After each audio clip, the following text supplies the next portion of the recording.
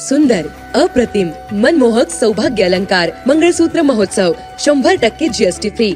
मयूर अलंकार, सराफ बाजार आणि गंगापूर रोड, नाशिक. ताज्या बातम्यांसाठी नाशिक न्यूजच्या YouTube चॅनलला सबस्क्राइब करा आणि बेल आयकॉनला प्रेस करा. राज्यात मे महिन्यातच मान्सून पूर्व आणि अवकाळी पावसामुळे हजारो हेक्टर शेतीचं नुकसान झाले. अनेक जिल्ह्यांमध्ये शेतीचं अतोनात नुकसान झालेलं असून शेतकऱ्यांच्या हातातोंडाशी आलेला घास पावसानं हिरावून घेतलाय. शेती पिकाचं झालेल्या नुकसानीचे मुख्यमंत्री देवेंद्र फडणवीस यांनी तात्काळ पंचनामे करण्याचे आदेश दिलेले असून कृषी मंत्री माणिकराव कोकाटे देखील शेतीचे झालेले नुकसान पाहण्यासाठी विविध जिल्ह्याच्या दौऱ्यावर आहेत.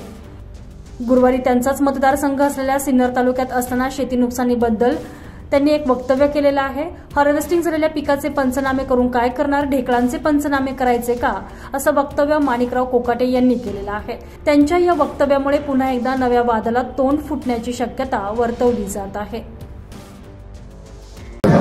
नुकसानीच्या संदर्भात काय म्हणतात? नुकसानीचे पंचनामे चालू आहे ना, पंचनामे केले सर. शेतकऱ्यांचं असं म्हणणं आहे की उभ्या पिकांचेच पंचनामे केले जात आहे बुवा असं. ज्या हार्वेस्टिंग झालेले त्यांची तर पंचनामे करून काय करणार आहे? ढेकळाचे पंचनामे करायचे नाही, कांदे वगैरे ज्या पोळी वावरात आहेत त्यांचेच पंचनामे होतील. जे घरात आणून ठेवले त्याचे पंचनामे करताय ना, त्याचे पंचनामे करणं अवघड आहे. ते नियमात बसत नाही. साडीतले नाही, कांदा काढून पडलेला आहे शेतामध्ये. जो काढून पडला आहे शेतात कांदा असेल तर त्याची पंचनामे करते. शेतात जे काही पिकं असतील त्याचे पंचनामे रीतसर होतील.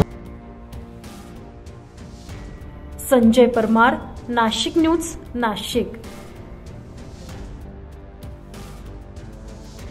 आपल्या भविष्यासाठी आपण जागरूक होऊन पाणी वाचवणं आवश्यक आहे. पिण्यासाठी साठवलेले पाणी न फेकता त्याचाही वापर करावा. पाणी शिळे होत नाही. कपडे धुताना, हात धुताना, दात घासताना आणि दाढी करतेवेळी पाणी वाया जाणार नाही याची काळजी घ्या. झाडांना पाणी घालतेवेळी झारीचा वापर करा. वाहन धुताना बादली किंवा मगचा वापर करा. पाण्याची बचत करणं ही आपल्या सर्वांची जबाबदारी आहे, कारण पाण्याचा एक एक थेंब अमूल्य आहे. नाशिक महानगरपालिकेच्या वतीनं जनहितार्थ प्रसार.